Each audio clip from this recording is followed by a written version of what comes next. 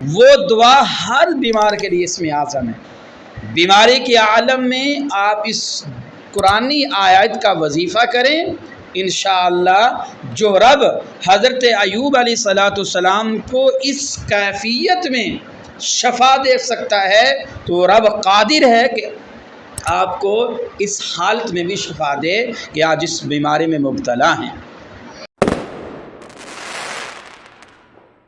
بسم اللہ الرحمن الرحیم۔ اگر آپ بیمار ہیں اور بیمار کے لیے اسم اعظم کیا چیز ہے، بیماری کے عالم میں وہ کیا پڑھے کہ اللہ اس کو شفا عطا فرما دیں۔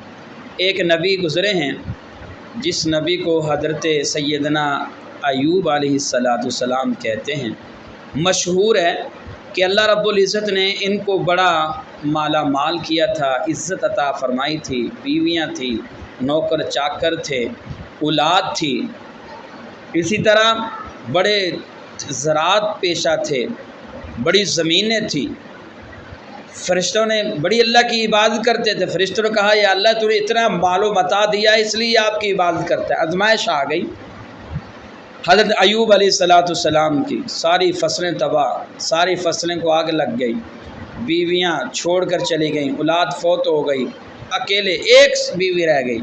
اس عالم کے اندر بنی اسرائیلی روایتیں مختلف، بہرحال اللہ نبی کو محفوظ رکھتے ہیں کہ حضرت ایوب علیہ السلام کے جسم میں بنی اسرائیلی روایتیں ہیں، اس کا کوئی تحقق نہیں ہے کہ کیڑے پڑ گئے تھے اور حضرت ایوب علیہ السلام اللہ کا شکر بجا لاتے تھے اور اس کو اپنے اندر رکھ لیتے تھے۔ بہرحال اس کا کوئی تحقق نہیں، یعنی اتنے بیمار ہو گئے کہ سارا کچھ خراب ہو گیا۔ تو حضرت ایوب علیہ السلام نے پھر اللہ سے کیا دعا مانگی؟ وہ دعا ہر بیمار کے لیے اسم اعظم ہے۔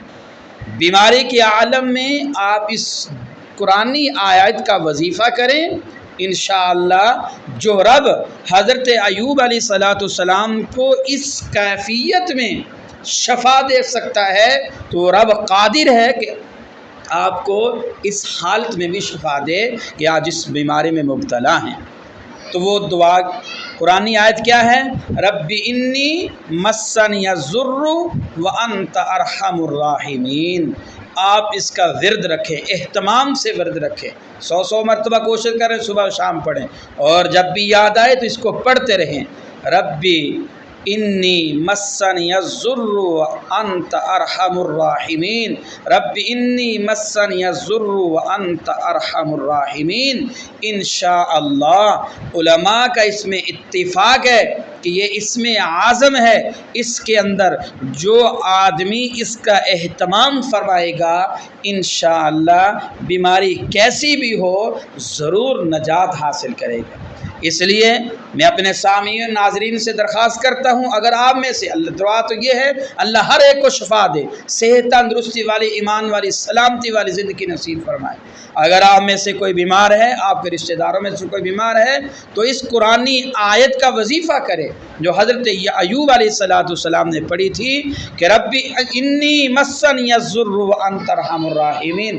پھر اس کی کمالات اللہ کے حکم سے دیکھیے کہ اللہ آپ اس بیمار کو، اس مریض کو ضرور شفا نصیب فرمائیں گے۔ اللہ رب العزت سے میری دعا ہے کہ اللہ تعالی ہم سب کا حامی و ناصر ہو۔ السلام علیکم ورحمۃ اللہ وبرکاتہ۔